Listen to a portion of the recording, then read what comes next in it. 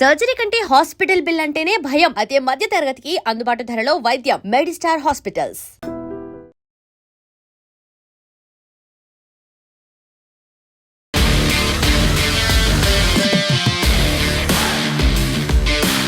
నమస్తే, welcome to I dream weekend update with Kavitha. మనతో పాటుగా ఉన్నారు foundation for democratic reforms founder doctor Jayaprakash Narayana గారు. Hello sir. నమస్తే. నమస్తే కవిత. సార్, ప్రపంచవ్యాప్తంగా బోల్డ్ అన్ని అంశాలు జరుగుతున్నాయి. అందులోనూ పర్టికులర్గా అందరికంటే ముందు మాట్లాడుకునేది దేశం అమెరికా అధ్యక్షుడు డొనాల్డ్ ట్రంప్ ఈ మధ్య చేసినటువంటి ఒక చర్య అనేది ప్రపంచమంతా చర్చించుకుంటోంది. వెనిజువెలా అధ్యక్షుడిని రాత్రికి రాత్రి పట్టుకొని వచ్చారు, వాళ్ళ ఆవిడని కూడా తీసుకొని వచ్చారు, ఆయన మీద కేసులు అనేవి ఉన్నాయి. ఒక పెత్తనం అనేది కనిపిస్తోంది, గుత్తాధిపత్యం అనేది ఉంది. అసలు అమెరికా చేస్తున్న పనులకి యునైటెడ్ నేషన్స్ ఏం చేస్తోంది, అక్కడ ఉన్నటువంటి నాటో దేశాలు ఏం చేస్తున్నాయి, అసలు ఎవరు అడ్డుకునే ప్రయత్నాలు చేయట్లేదా? ఖచ్చితంగా అమెరికా చేసింది ఆధునిక యుగంలో అంతర్జాతీయ న్యాయ సూత్రాలకి 100% విరుద్ధం. దీనిలో అసలు ఇంకో రకమైన వాదనకి తావులేదు. అందుకనే ఏ ఒక్క దేశం కూడా ఇజ్రాయెల్ ప్రత్యేక కారణాల వల్ల తప్ప ఏ ఒక్క దేశం మద్దతు ఇవ్వాలి. 199 దేశాలు ఖండించినాయి. కొన్ని దేశాలు వాళ్ళ దౌత్యపరమైనటువంటి కారణాలుగా ఖండన లేకుండా విచారాన్ని వ్యక్తం చేసినాయి. ఎందుకంటే రెండో ప్రపంచ యుద్ధం తర్వాత ఒక మౌలికమైన సూత్రం ప్రపంచంలో అమల్లోకి వచ్చింది. బలవంతంగా ఇతర దేశాలలో అంతర్గత విషయాల్లో మనం జోక్యం చేసుకోము, అలాగే బలవంతంగా ఒక దేశ సరిహద్దులను మార్చము. ఈ రెండు కూడా ప్రపంచం అంగీకరించింది. ఇదంతా దీనికి వెనకాల మూలానికి వెళితే ట్రీటీ ఆఫ్ వెస్ట్ఫేలియా అంటారు 1648లో. జాతి రాజ్యాల వ్యవస్థ అప్పటి నుంచి వచ్చింది. అప్పటిదాకా ఏ రాజు ఇష్టం ఉంటే అక్కడ పక్కన ఆక్రమించుకున్నాడు. మనకు కూడా భారతదేశంలో చాలా రాజులు పక్క రాజ్యం మీద దండెత్తడం, వాడు వచ్చి ఇక్కడ దండెత్తడం ఎంతో మనం చూస్తుండేవాళ్ళం. రాజ్యం వేరే భోజ్యం అన్నాడు. కానీ 1648 నుంచి యూరోప్లో గత 70-80 ఏళ్ళ నుంచి ప్రపంచం అంతా కూడా జాతి రాజ్యాల కాలం పూర్తిగా విస్తరించింది. అంటే మీ అంతర్గత వ్యవహారాలు మీ ప్రభుత్వానివి, మీకు సార్వభౌమత్వం అన్నది. ఇతర దేశాల మీద దండెత్తే, ఇతర దేశాలకు నష్టం చేస్తే మీరు జోక్యం చేసుకోవచ్చు తప్ప మీ దేశంలో మీరేం చేసుకుంటారో మీరు మీ ప్రజలు చూసుకుంటారు. ఇది మౌలికమైన సూత్రం. అరుదైన సందర్భాల్లో ఐక్యరాజ్య సమితి, భద్రతా సమితి, సెక్యూరిటీ కౌన్సిల్ 15 మంది సభ్యులు ఉంటారు, 15 దేశాలే. దానిలో 5 శాశ్వత సభ్యులు, 5కి వీటో ఉంది. కాబట్టి ఏ ఒక్కళ్ళైనా ఆపితే మొత్తం చల్లదు. కాబట్టి 5 అంగీకరిస్తే, అంటే అమెరికా, రష్యా, ఇవాళ రోజుల్లో చైనా, పూర్వం అయితే తైవాన్ ఉండేది, తర్వాత బ్రిటన్, ఫ్రాన్స్, ఈ 5 దేశాలు అంగీకరించడం చాలా అరుదు. అప్పుడు తప్ప అసలు మీరు ఇంకో దేశంలో జోక్యం చేసుకునే ప్రయోజనం లేదు, అవకాశం లేదు. దీన్ని పూర్తిగా ఉల్లంఘించాడు ఆయన. దానికి ఎన్ని కారణాలు చెప్పినా అక్కడ పోయినా అదేమన్నా ప్రజల కోసం అంటే కాదు, ఏదో వంకలు చెప్పి. దీనిలో అమెరికా తాత్కాలికంగా ఒక టాక్టికల్ విక్టరీ అంటాం. అంటే నిఘా విభాగం నుంచి సమాచారం సేకరించారు. మరి భద్రతా దళాలు ఆ డెల్టా ఫోర్స్ మరొకటో, మరి వాళ్ళు చాలా సినిమాల్లో లాగా టెక్స్ట్ బుక్ల లాగా తీసుకెళ్ళి అధ్యక్షుడిని, పదవిలో ఉన్న దేశాధినేతని, భార్యని పట్టుకుని తీసుకొచ్చారు. అది విజయంగా వాళ్ళు భావించవచ్చు. కానీ అమెరికాకి ఇది ఓటమి అవుతుంది. ఎందుకంటే ట్రంప్ కోరుకున్నటువంటి 3 లక్ష్యాలు నెరవేరటంలా. మొట్టమొదటిది బహిరంగంగా చెప్పింది, మాదక ద్రవ్యాలని అమెరికాకి సరఫరా చేయడంలో కీలక పాత్ర వహిస్తున్నాడు. బహుశా దానిలో పాత్ర ఉందో మనకు తెలియదు, కానీ కీలక పాత్ర ఉండడానికి ఆధారాలు లేవు. అమెరికాలో మాదక ద్రవ్యాల సమస్య చాలా పెద్ద సమస్య. అంతర్జాతీయ నేరముఠాలు, మాఫియాలు పెద్ద ఎత్తున ఉన్నాయి. కొన్ని $100 బిలియన్ వ్యాపారం జరుగుతుంది. ఏడాదికి 1,00,000 మంది పైగా అమెరికాలో ఈ ఓవర్ డోస్ వల్ల చనిపోతున్నారు. దానికి కారణం మధురో కాదు. మధురోకి పాత్ర ఉండుండొచ్చు, అతడు నిరస్వభావం ఉండుండొచ్చు, ప్రత్యక్షంగా పరోక్షంగా వాళ్ళు సాయపడుతుండొచ్చు. కానీ రేపొద్దున దీనివల్ల మీకు అమెరికాకు వచ్చేటువంటి మాదక ద్రవ్యాలు తగ్గిపోతాయని కానీ, లేకపోతే అమెరికా ప్రజల రక్షణ కానీ ఏ రకమైన ఆధారాలు లేవు. పోయిన మాట వరుస కోసం ఆయన వాదన పరిశీలించాడు. ఆ వాదన కూడా, ఒకవేళ వాదన వాస్తవమైనా కూడా ఈ హక్కు లేదు. పోయిన వాదన చూసినా కూడా మొట్టమొదటి లక్ష్యం నెరవేరట్లేదు. రెండవది, వెనిజువేలాలో బోళ్ళంతా ముడి చమురున్నది. ట్రంప్కి 1970ఏళ్ల కాలం నుంచి ఇంకా బయటపడలే. ఆయన పుట్టింది 1948లో, నాకు గుర్తున్నంతవరకు ట్రంప్ పుట్టింది 1975లో. అప్పుడు ఆయన 20-30 మధ్యలో ఉన్నాడు.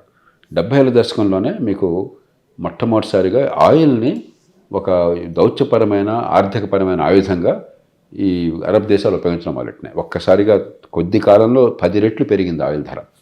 ఇజ్రాయెల్తో యుద్ధం జరిగింది 1974 యామ్కోప్ వార్ అంటారు. అప్పుడు ఇజ్రాయెల్ మీద మరి సంపన్న దేశాల మీద ఒత్తిడి తేవడం కోసం అని చెప్పని ఇవన్నీ ఒక కార్టల్గా ఫామ్ అయ్యి ఓపెక్ అని చెప్పని oil producing and exporting countries అని చెప్పని వాళ్ళు మేము ఇక్కడి నుంచి ఉత్పత్తి తగ్గిస్తామనగానే ఉత్పత్తి తగ్గుతుంది కానీ వినియోగం అవసరం ఉంది కాబట్టి రేటు పెరిగిపోయింది అమాంతం. అప్పటి నుంచి ఆ అనుభవం తప్ప ట్రంప్కి ఇవాళ ప్రపంచంలో జరుగుతున్న అవగాహన లేదు. ఈవేళ ఆయిల్ డిమాండ్ ఉన్న కొద్దికి ఫ్లాట్ అయిపోయింది. ఉత్పత్తి అవసరాల మించి జరుగుతుంది. అవసరమైతే ఉత్పత్తిని పెంచుకోవచ్చు తెలియక.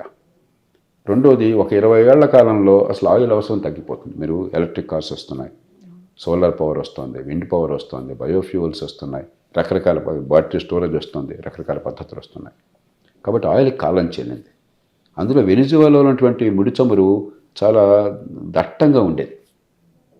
అది హెవీ ఆయిల్ అంటారు. దాన్ని భూమి నుంచి వెలికి తీయాలన్నా ఖర్చు చాలా ఎక్కువ అవుతుంది ప్రతి బ్యారెల్కి. తర్వాత దాన్ని మళ్ళీ రిఫైన్ చేసి మీరు పెట్రోల్ ఉత్పత్తులు సాధించాలన్నా ఖర్చు చాలా ఎక్కువ అవుతుంది. కాబట్టి లాభం తక్కువ, ఖర్చు ఎక్కువ. ఇప్పుడు లక్షల కోట్ల రూపాయల్లో అయితే లేకపోతే వందలాది బిలియన్ల డాలర్లు ఖర్చు పెట్టడానికి అమెరికన్ కంపెనీలు ఇంకా కంపెనీలు సిద్ధంగా ఉన్నాయి. ఎందుకంటే వేరే ఆ డబ్బు పెట్టుబడి పెడితే ఇంకొంచెం బాగా లాభాలు ఆర్జించవచ్చు. కాబట్టి ఏ రకంగా చూసినా 2వ లక్ష్యం నెరవేరట్లేదు. ఆయనకి ఇంకేదో పాతకాలం బుద్ధిలో ఉన్నాడు. మూడోది అమెరికా ప్రభావాన్ని, గొప్పతనాన్ని చాటి చెప్పాలి అని చెప్పి అనుకుంటున్నాడు. అందున అమెరికా ఖండాల్లో ఉత్తర దక్షిణ అమెరికాల్లో మాదే రాజ్యం మన్రో డాక్టర్ ఉన్నది. భయంతో మీరు వాళ్ళని చేస్తే భయం వల్ల తాత్కాలికంగా అనుభవపట్టుంటుంది కానీ మనసులో నిరసన ఉంటుంది. ఇవాళ వెనిజులా జరిగింది, రేపు పొద్దున బ్రెజిల్ జరగచ్చు, ఎల్లుండి కొలంబియాకి జరగచ్చు, ఆవిడ గ్రనడాకి జరగచ్చు, మరోసారి నికరాగ్వాకి జరగచ్చు, ఏ దేశంలో జరగచ్చు. ఏ దేశంలో ప్రభుత్వం కూడా మీ పట్ల సంతోషంగా ఉండదు. భయం ఉండొచ్చు. రౌడీ అంటే భయపడే తత్వం అది. గోండాలంటే మనం భయపడతాం. గోండా వచ్చి కొట్టేస్తానని చెప్పంటే పాపం చిన్నవాళ్ళని వాళ్ళ మీద కనుక వాడు మనకు ఏదో పాత సామెత ఉంది కదా, 6 నెలలు సాముగడ్డీలు చేసి మూలన్న ముసలిని కొట్టడం కొన్ని ముసలం భయపడవచ్చు. అది బలానికి చిహ్నం కాదు, గొప్పతనానికి చిహ్నం కాదు. భయం వల్ల కొంతకాలం ఉండాలి. కానీ మీ పట్ల ద్వేషం పెరుగుతుంది, మీ ప్రభావం తగ్గుతుంది కానీ పెరగదు. కాబట్టి మా ప్రభావాన్ని చూపెడుతున్నాం అన్నది కూడా నెరవేరట్లేదు. కాబట్టి ఇదేమంటే తాత్కాలికంగా టీవీలో అందులో ఈయనంతా టీవీ మనిషి. టీవీల్లో సినిమాలాగా బ్రహ్మాండంగా కనిపించింది అని చెప్పాడు కూడా అనుకుంటాను. టీవీలో చూశాను, సినిమా చూసినట్టు చూశాను, లైవ్గా చూసాను, అద్భుతంగా ఉంది, గొప్పగా ఉంది, మన వాళ్ళు వెళ్ళి వాళ్ళు పట్టుకుని తీరు అని చెప్పని అంటున్నాడు ఆయన. అలా ఆ రకమైనటువంటి సంతోషమే తప్ప ఇది పూర్తిగా నిరర్థకం. అమెరికాకి ఏ రకంగా లాభం లేదు, ప్రపంచానికి ఖచ్చితంగా ఇది మంచి పద్ధతి కాదు. మధురో మంచివాళ్ళని కాదు, మధురో ఒక దుర్మార్గుడు, మధురో ఒక నియంత, మధురో మానవ హక్కుల్ని ఉల్లంఘించినటువంటి ఒక దేశాధినేత. అలాంటి వాళ్ళు ప్రపంచంలో చాలామంది ఉన్నారు. కానీ దాని పద్ధతి ఇది కాదు. ఆ దేశ ప్రజలు చూసుకోవాలి, అంతర్జాతీయ సమాజం అందరం అంగీకరిస్తే అది పద్ధతి ప్రకారం చేయాలి తప్పితే ఎట్లా వెళ్ళి నాకు బలం ఉంది కాబట్టి నా ఇష్టం వచ్చినట్టు చేస్తానని చెప్పంటే ఇక ఇది రాజ్యం వేరే భోజ్యం అయిపోయింది, మళ్ళీ రాచరికం వచ్చేసింది. ఆ రాజుగారి మనసులో ఆ పురులో బుద్ధి పుడితే దాని ప్రకారం ఏదైనా చేసేది పూర్వం ఉండేది. అలాంటి రాజ్యాన్ని ఈవేళ ప్రపంచంలో స్వేచ్ఛాయుత సమాజానికి నాయకత్వాన్ని ఇస్తున్నటువంటి అమెరికా, లేకపోతే నాయకత్వాన్ని ఇస్తున్నామని చెప్పుకుంటున్న అమెరికా చేసిందంటే ఇది చాలా బాధాకరం. నాట్ ఓన్లీ వెనిజువేలా కాదు, దీంతో పాటుగా క్యూబాకి, కొలంబియాకి, ఆ తర్వాత మెక్సికోకి కూడా చెప్పాడు. నెక్స్ట్ మీ టర్నే ఉంది, మేము చెప్పినట్టుగా వినండి, లేకపోతే ఇలాంటి పరిణామాలే మీ దగ్గర కూడా కనిపిస్తాయి అనేది. సో అలా బెదిరించి భయపెట్టాల్సినటువంటి పరిస్థితులు ఎందుకని అలా డొనాల్డ్ ట్రంప్ కల్పించుకుంటున్నారో అలాంటి సిచ్యువేషన్స్ ఉన్నాయా సార్? అంటే ఏమైందంటే ఈవేళ జాతి రాజ్యాల యుగంలో అమెరికాని పక్కన పెడదాం కాసేపు. అమెరికా సరే ఏ దేశంతో పోల్చినా కూడా మహత్తరమైన శక్తి, ఆర్థికంగా కానీ లేకపోతే సైనిక పరంగా కానీ, ఆయుధాల పరంగా కానీ, టెక్నాలజీ పరంగా కానీ, సమాజ పరంగా కానీ అపారమైన శక్తి. సాఫ్ట్ పవర్ కూడా ఉంది బోర్డు. అంటే మన పిల్లలు కానీ ఇంకోటి కానీ అమెరికాను చూసి మోజుపట్టడం చిన్నప్పటి నుంచి. అమెరికన్ వీడియో గేమ్స్, అమెరికన్ సినిమాలు, అమెరికన్ టీవీ షోలు, అమెరికన్ కల్చరు ఇది కదా ప్రభావితం చేస్తుంది. అవి పెద్దగా లేనటువంటి రష్యాని తీసుకోండి, యుక్రెయిన్ ఉంది, దాంట్లో దిగారు, ఎవరేం చేయలేకపోతున్నాడు. ఎందుకంటే ఒక బలమైన దేశం, అందులో అణ్వాయుధాలు ఉన్న దేశం ఇంకో దేశమే పెడితే మనం చేసే పరిస్థితి లేకుండా పోయింది. జాతి రాజ్యాల వ్యవస్థ నుంచి అంతర్జాతీయ సమాజానికి వెళతామని ఆశపడ్డాం, కానీ ఇంకో 50-100 ఏళ్ళు పడుతుందాం బహుశా జరిగితే ఎప్పుడన్నా. కాబట్టి అలాంటప్పుడు కనీసం అగ్రరాజ్యాలను పడేవి మీరు ఐక్యరాజ్య సమితిలో శాసనసభ్యత్వం ఉన్న దేశాలు కొంత సంయమనాన్ని పాటించాలి, కొంత ఆదర్శంగా ఉండాలి ప్రపంచం. లేకపోతే వాళ్ళు నాయకత్వాన్ని ఇస్తున్న ప్రపంచం అల్లకల్లోనైపోతే వాళ్ళ గౌరవప్రదం కాదు. కొన్ని ఇబ్బందులు ఉన్నా కూడా ఆ ప్రయత్నం జరిగింది ఇప్పుడు దాకా.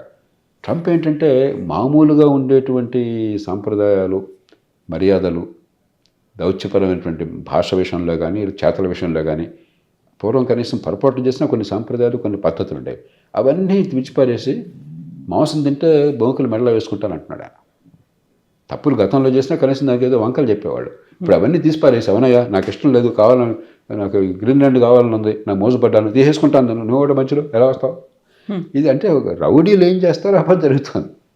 మనం ఎప్పుడు ఇలా అనుకోవాలి. అందులో అమెరికా రెండో ప్రపంచ యుద్ధం తర్వాత ఆర్థిక వ్యవస్థ కానీ, సామాజిక వ్యవస్థ కానీ, అంతర్జాతీయ వ్యవస్థ కానీ అమెరికా దాన్ని ఏర్పాటులో కీలక పాత్ర వహించింది. దాన్ని రక్షించడంలో అమెరికా కీలక పాత్ర వహించింది. అలాంటి అమెరికానే తూనా బొడ్డు అని చేస్తుందంటే ఒక గౌరీలాగా అమెరికన్ ప్రభావం తగ్గుతుంది కానీ పెరగదు. చివరికి ఈ చర్యల వల్ల ప్రపంచం నష్టపోతుంది, అమెరికా ప్రభావం తగ్గిపోతుంది. కానీ దానికి పరిష్కారం ఉందా? మనం ఇది తప్పు జరుగుతోందని గట్టిగా ఘోషించడం తప్ప పరిష్కారం లేదు. నచ్చకపోతే దాడులు చేస్తున్నారు, ఎత్తుకొస్తున్నారు. ఒకవేళ ఆయన సంతోషంగా లేకపోతే టారిఫ్లు చేస్తాను, శాంక్షన్లు విధిస్తున్నాను. అది డైరెక్ట్గా ఈ ఇన్సిడెంట్ జరిగినటువంటి వితిన్ అవర్స్లో మోదీకి చెప్పినటువంటి మాట. నేను సంతోషంగా లేనని మోదీకి తెలుసు, నన్ను సంతోష పెట్టడానికి ఆయన ప్రయత్నాలు చేస్తున్నారు, లాబియింగ్ చేస్తున్నారు అని. సంతోష పెట్టడం ఏంటి సార్ అసలు ఇందులో? అంటే దీనిలో చూడండి, ఇప్పుడు పూర్వకాలం రాజులు అట్లా అనుకునేవాళ్ళు, చక్రవర్తులు అట్లా అనుకునేవాళ్ళు. ఇది వ్యక్తిగతం వాళ్ళది, అధికారం వ్యక్తిగతం, అహం బ్రహ్మస్మి. అంతేగాని రాజ్యము, దౌత్యనీతి, రాజ్య ప్రయోజనాలు, వివిధ రాజ్యాల మధ్య సంఘర్షణ లేకుండా సామరస్యంగా పరిష్కారం అది కాదు. నాకు నచ్చితే, నా కాళ్ళు పట్టుకుంటే, నన్ను నోబెల్ ప్రైజ్కి మీరు కనుక రికమెండ్ చేస్తే, నువ్వు ఇంద్రుడి చంద్రుని పబ్లిక్గా పొగిడితే నాకు సంతోషం. అలా కాకుండా నువ్వు ఆత్మగౌరవాన్ని పాటిస్తే, నన్ను అదే పనిగా భజంత్రి వాయించకపోతే నాకు ఇష్టం లేదు. ఇది చాలా ప్రపంచంలో ఇలా జరగలేదు. స్టాలిన్ లాంటి వాడు కూడా ఇలా చేయాలి, హిట్లర్ కూడా ఇట్లా చేయాలి. హిట్లరు భయంకరమైనటువంటి దారుణమైనటువంటి సామాజిక నేరాలకి, మానవ హక్కుల ఉల్లంఘనకి పాల్పడ్డాడు. 60 లక్షల మంది యూదుల్ని ఊతకోత కోసాడు. కానీ ప్రవర్తన ఇప్పుడు ఇట్లా లేదు. మంచికొచ్చడుకో తాను నమ్మినటువంటి జర్మన్ రాజ్యము, జర్మన్ ప్రజల ప్రయోజనాలు దాని చుట్టూ తిప్పాడు తప్ప, నన్ను వచ్చి నువ్వు కనుక ప్రసన్నం చేసుకుంటే ఓకే, నాకు కనుక నీ మీద కోపం కలిగితే నేను ఓకే కాదన్న భాష ఇప్పుడు వాళ్ళ. ఈయన మరి చాలా విచిత్రం. దాన్ని బోలతనం అనాలా, అజ్ఞానం అనాలా, మూర్ఖత్వం అనాలా, అహంకారం అనాలా చెప్పడానికి కష్టం. కానీ మనకు ఇష్టం ఉన్నా లేకున్నా ప్రపంచంలో సాటి లేని మేటి శక్తికి ఆయన దేశాధినేత. ఆ దేశంలో ఆయన పార్టీ పూర్తిగా ఆయనకు దాసోహం అయిపోయింది. కనీసం అమెరికాలో ఎంత గొప్ప నాయకుడైనా కూడా పార్టీకి లోపడి ఉంటాడు. పార్టీలో వాళ్ళు ఆయన మాట వినరు. ఎందుకంటే రాష్ట్రపతిగా మీరున్నా కూడా చట్టసభల్లో మీ మాట నెగ్గదు. వాళ్ళ భావం వారు వేరుగా ఉంటుంది. అదన్నీ కూడా తిలోదకాలు ఇచ్చి గత 70-80 ఏళ్ళలో ఎవరికి లేనంత అధికారాన్ని అమెరికాలో రిపబ్లికన్ పార్టీ, అమెరికా ప్రజలు ఆయన కట్టబెట్టారు. అంచేత ఇప్పుడు ఆయన ఆడింది ఆట, పాడింది పాట. అందరూ కూడా ప్రతిరోజు లెక్కెడుతున్నారు, ఇంకెన్ని రోజులు ఉంటాడు ఆయన, ఇంకెన్ని రోజులు ఉంటాడు. 1 year అయిపోయింది, ఇంకా 3 more years to go. 3 రోజులు లెక్కెడుతున్నారు, సంవత్సరాలు కాదు, ఇంకెన్ని రోజులు, 2 నెలలు మిగిలిందో లెక్కెడుతున్నారు. అది సో ఈ టైంలోనే మోదీ మీద కూడా ఒక ప్రెషర్ అనేది, సబ్మిసివ్గా ఉన్నారా, లొంగిపోయారా, బెండ్ అయిపోయారా అనే దాంతో పాటుగా అసలు ఎందుకు ట్రంప్ చెప్పిందల్లా తలూపుతున్నారా, తలాడిస్తున్నారా అనేటువంటి విమర్శలు కూడా మోదీ మీద వస్తున్నాయి. అది వాస్తవం కాదు. మనం అవ్వకాలు బోవకాలు అంటే అట్లాగా బహుశా ఏ దేశాధినేత, ఏ దేశ ప్రభుత్వము కూడా నిలబడినంత గట్టిగా భారతదేశం నిలబడింది. బ్రిటన్ దాసోహం అన్నది, యూరోపియన్ యూనియన్ దాసోహం అన్నది, జపాన్ దాసోహం అన్నది, దక్షిణ కొరియా దాసోహం అన్నది. మన పక్కన పాకిస్తాన్ సాష్టాంగ ప్రమాణం చేసింది, దాసోహం అన్నం కాదు, సాష్టాంగ ప్రమాణం చేసింది ఎన్నో దేశాలు. అలాంటిది చైనాకి ఏంటంటే ఆర్థికంగా శక్తి ఉంది కాబట్టి నువ్వు వన్ చేస్తే టిట్ ఫర్ ట్యాట్, నువ్వు నాకు ఆపుతావు, నేను నీకు ఆపుతానని చెప్పి దారి దిగి వచ్చాడు. మనకు అవకాశం, మనకే కాదు, ఇంకా ఈ దేశానికి లేదు, చైనాకి తప్ప ఇంకెవరికి లేదు. అలాంటప్పుడు చైనా ఇతర దేశాల్లో భారతదేశం ఒక్కటే అతడు ఎంత ఒత్తిడి తీసుకొచ్చినా కూడా గట్టిగా నిలబడ్డాం మనం. కాబట్టి మనం దాసోహం అన్నాం అని చెప్పి అంటే చాలా పొరపాటు.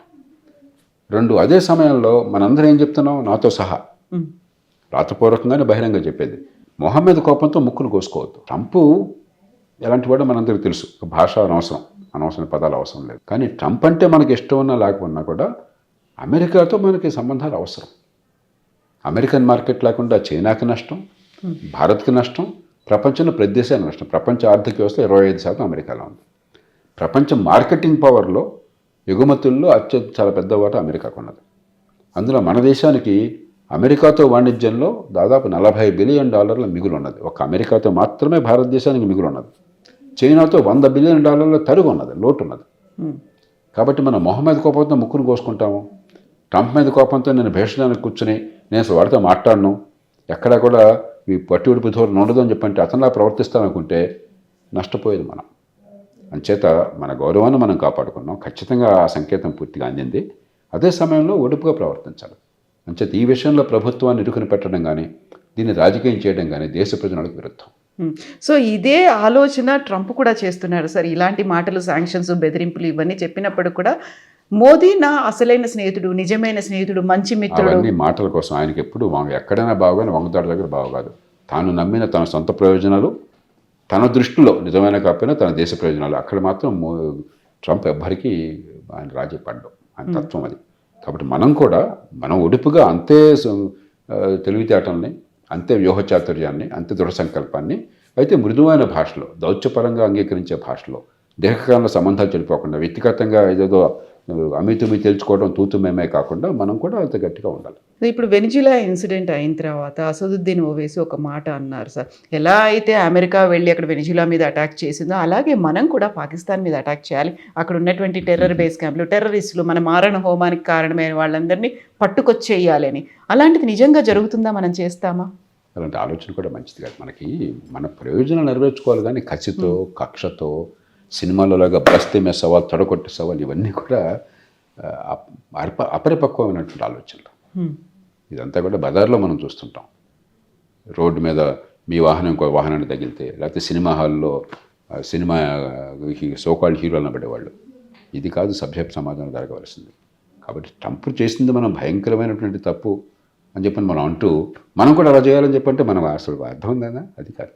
మన ప్రయోజనాన్ని కాపాడుకోవడానికి పద్ధతులు ఉన్నాయి.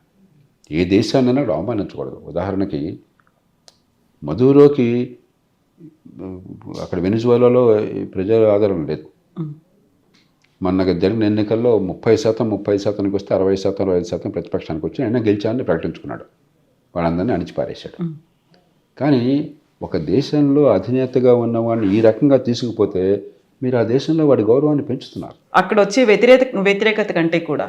ఎందుకంటే వాడు పోయాడని పీట పొదిలిన కొంతమంది అనుకున్నా కూడా, అరే నా దేశానికి వచ్చి నా దేశాధినేతను పట్టుకుపోతే ఏంటి, అసలు నేను బానిసన, వాడికి మొక్కరలేటువంటి బానిసన, నేను సామంతరాజున అనే భావం ప్రజలకు కలుగుతుంది. అలాగే ప్రపంచం మొత్తంలో మీరంటే ఏసరింపు కలుగుతుంది. మన ప్రయోజనాలు నెరవేరు, మనకేమి మన అహంకారం బయటపడుతుంది. ఒక దేశంలో విదేశాంగ విధానం నిర్ణయం తీసుకోవడం అనేది మన అహంకారం కోసం కాదు, వ్యక్తుల ఈగో తృప్తిపరచడం కోసం కాదు, మన దేశ ప్రయోజనాలను దీర్ఘకాలంలో మనం రక్షించుకోవడం కోసం.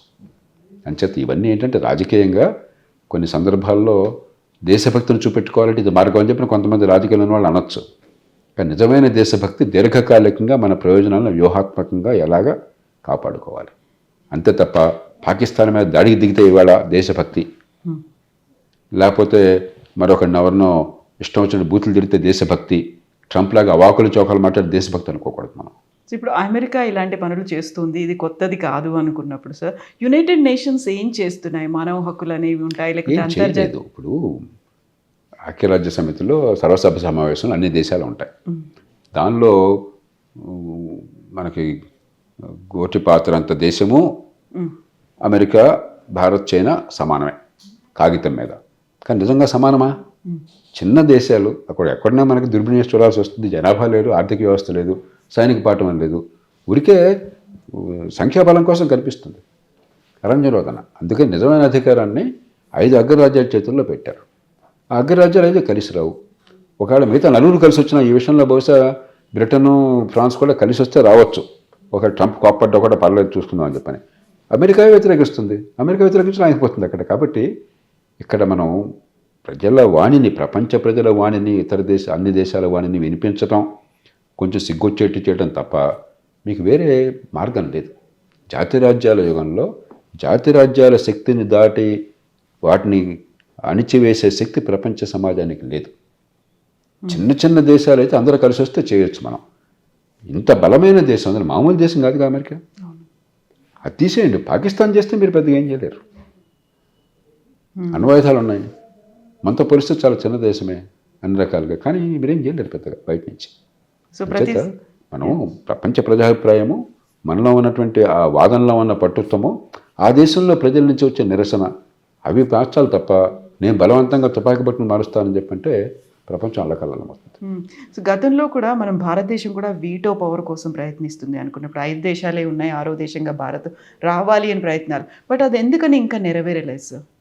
ఇప్పుడు ట్రైన్ వెళుతోంది, అక్కడ ఏసీ కోచ్లో కొంతమందికి స్థానం ఉన్నది, వాడు కూర్చున్నాడు, మనందరం బయట చెమటలు కారుస్తూ నిరగక్కుతున్నాం, మనం కావాలని కోరుకుంటున్నాం. వాడు ఏమంటాడు, నాది రాజ్యం, నువ్వు మధ్యలో, నువ్వు కూడా వస్తే నా స్పేస్ పోతుంది రా నేను అంటాడు. అంతే. పైకి ఏ మాటలు చెప్పినా కూడా ఏ కారణంగానే ఉన్నవాడు ఇంకొకటి రానియడానికి ఇష్టపడ్డాం. చైనా ఒప్పుకుంటుందా, చైనాని మనమే పంపించాం అన్నాడు. చరిత్రకారు చెప్పే ప్రకారం భారతదేశానికి శాశ్వత సభ్యత్వాన్ని ప్రతిపాదించారు అన్నాడు. ఒక ప్రజాస్వామ్య దేశం, చాలా పెద్ద దేశం అనే ఉద్దేశంతో, ఇంగ్లీష్ మాట్లాడే దేశం అని చెప్పిన ఉద్దేశంతో ఆనాడు అమెరికా, బ్రిటన్కి వాళ్ళంత ఆ ప్రభావం ఉంది కాబట్టి. కాదని చైనాని ముందు దేశం మనం. ఎందుకలా సార్? ఏదో మనం అతి మంచితనం అనుకున్నాం మనం ఆనాడు. ఇవాళ చైనా మీకు ఏమన్నా, భారతదేశం చాలా పెద్ద దేశం, జనాభా రీత్యా ఇవాళ ప్రపంచంలో అతిపెద్ద దేశం, ఆర్థిక వ్యవస్థగా 3, 4 రేపు పొద్దున 3 గ్యారంటీ కాబోతోంది, కాబట్టి భారతదేశం ఉండాలి అని చెప్పని చైనా అంటుందా? చైనా భారత్ రావడానికి లేదు చైనా అంటుంది. అంచేత ఇది సహజం. ఎవరి ప్రయోజనాలు వాళ్ళకి. గద్దె మీద కూర్చున్నవాడు మిగతా వాళ్ళని అక్కడ కూర్చునేవాడు. నిజానికి ఈవేళ పరిస్థితుల్లో బ్రిటన్కి, ఫ్రాన్స్కి పెద్ద అవసరం లేదు. ఒకప్పుడు కలోనియల్ పవర్స్ ప్రపంచంలో చాలా భాగాన్ని ఆక్రమించారు, ఆర్థికంగా, సైనిక పరంగా చాలా బలమైన వాళ్ళు. ఈవేళ మనం అవమానించడం కోసం మాట్లాడలేదు. బ్రిటన్ కానీ, ఫ్రాన్స్ కానీ ఒక ద్వితీయ స్థాయి, తృతీయ స్థాయి దేశాలు సైనిక పాఠంలో కానీ, కాలక్రమేణా తలసరాదాయం మనకంటే ఎక్కువ ఉన్నా కూడా ఆర్థిక సంపదలో కానీ. ఈవేళ రష్యా ఒక బలహీనమైన దేశం, రష్యా వస్తుంటే యూరోప్ మొత్తం వణికిపోతుంది, యూరోప్ మొత్తం అన్ని దేశాలు కలిసి కూడా. కాబట్టి కానీ మరి వాళ్ళకి ఆ స్థానం ఇచ్చాం అప్పుడు, కాబట్టి అగ్రరాజ్యము వాళ్ళు వదులుకుంటారు, అది వదులుకోరు. సో ఇది కొంతకాలం ఇలాగే ఉంటుంది, చూద్దాం. దాని మీద మనం బలం పెంచుకుంటే, ఆర్థిక బలం మొట్టమొదట, సైనిక పాఠము దాని తర్వాత ఆటోమేటిక్ వస్తుంది. 3 సమాజంలో ఐక్యత, కొన్ని విలువలను పాటిస్తున్నాం అంటే గౌరవం, నమ్మకం. ఈ 3 ఉంటే ఎవ్వరూ మనం విస్మరించలేరు, ఎవరు మన ఆపలేరు.